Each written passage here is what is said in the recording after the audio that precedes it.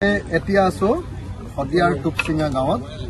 যি টুপচিঙা গাঁৱত আজি আমাৰ ৰাজীৱ ভদিয়াৰ মোৰ ভাই ৰাজীৱ ভদিয়াৰ আদ্যশ্ৰাদ্ধ ৰাজহুৱা আদ্যশ্ৰাদ্ধ মানুহবিলাকে ৰাতিপুৱা 7 বজাৰ পৰা ভাত বনোৱা আৰম্ভ কৰিছিলে এতিয়া সন্ধিয়া 7 বাজিছে এতিয়া পৰ্যন্ত ভাত বনাই আছে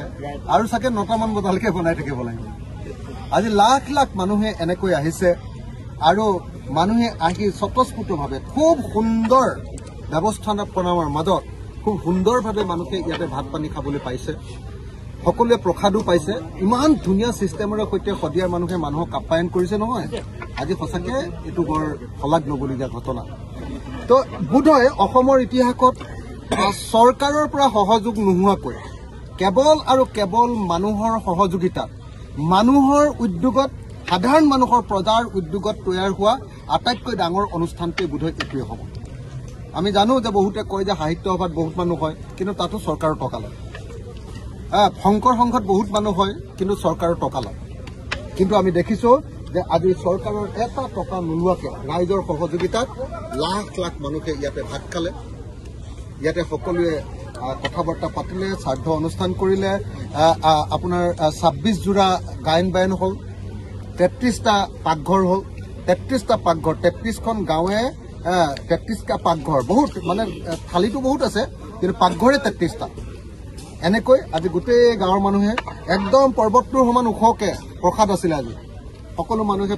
পলিথিনত ভৰাই ভৰাই বিলাইছে এনেকুৱা অতি গণ উদ্যোগেৰে আজি আমি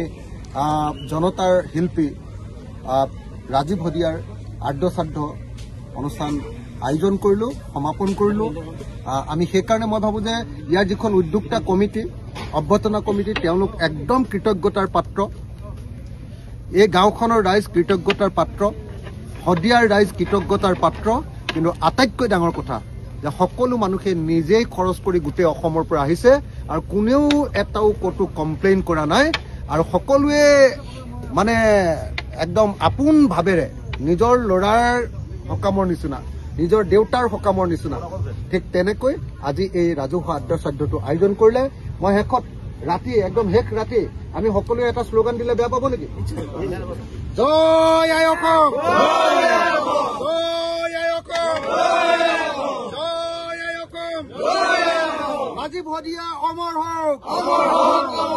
ৰাজীৱ ভদিয়া অমৰ হওক ৰাজীৱ ভদিয়া অমৰ হওক ৰাজীৱ ভদিয়া অমৰ হওক অসমীয়া জাতি অমৰ হওক অসমীয়া জাতি অমৰ হওক অসমীয়া জাতি অমৰ হওক